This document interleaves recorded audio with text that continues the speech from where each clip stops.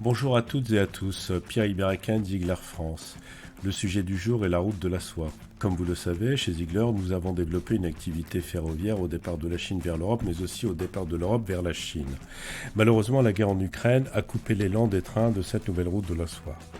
Pour information, le trafic de marchandises entre la Chine et l'Europe via le rail n'est pas complètement interrompu, mais fortement diminué depuis le déclenchement de la guerre en Ukraine. Alors que l'activité devait grimper de 20% à court terme, de nombreux chargeurs, clients, se sont désistés. Le long corridor ferroviaire entre la Chine et l'Europe est certes touché mais pas coulé.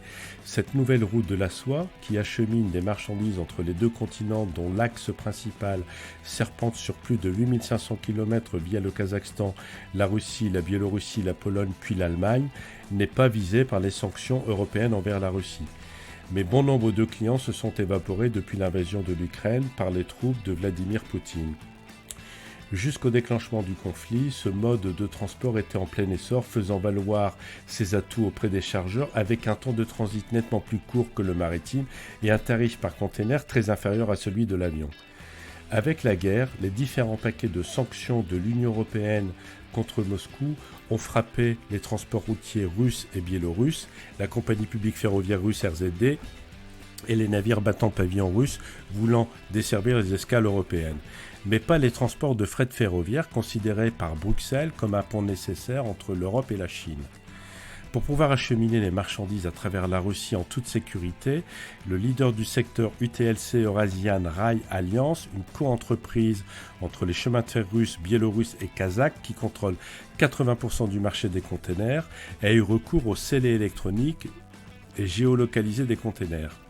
Malgré les dispositions prises en matière de sécurisation, certains gros chargeurs se refusent encore à l'heure actuelle à embarquer sur le rail, soit pour des raisons morales depuis la guerre, car en effet la traction des trains est confiée à des sociétés russes sur un long parcours, soit parce que les compagnies d'assurance refusent de couvrir ce type de trajet face à l'omniprésence des risques de guerre depuis le début du conflit. Par exemple, les voitures de luxe allemandes expédiées vers le marché chinois ne montent plus sur le train, mais sur des navires. Porsche, BMW, Mercedes ou Audi ont déserté ce corridor depuis la guerre, faute de garantie sur la sécurité de ce transport.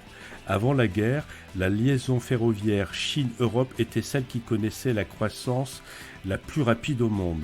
La société UTLC Eurasian Rail Alliance a transporté en 2021 675 000 containers contre 550 000 en 2020, soit en valeur 45 milliards de dollars ou 5,5% de la valeur totale des échanges commerciaux entre l'Europe et la Chine.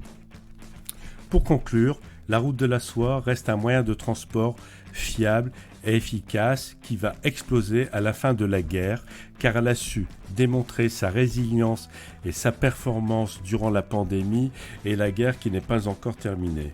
Chez Ziegler, nous restons plus qu'en veille car beaucoup de nos clients ont été plus que séduits par cette nouvelle route de la soie. Affaire à suivre.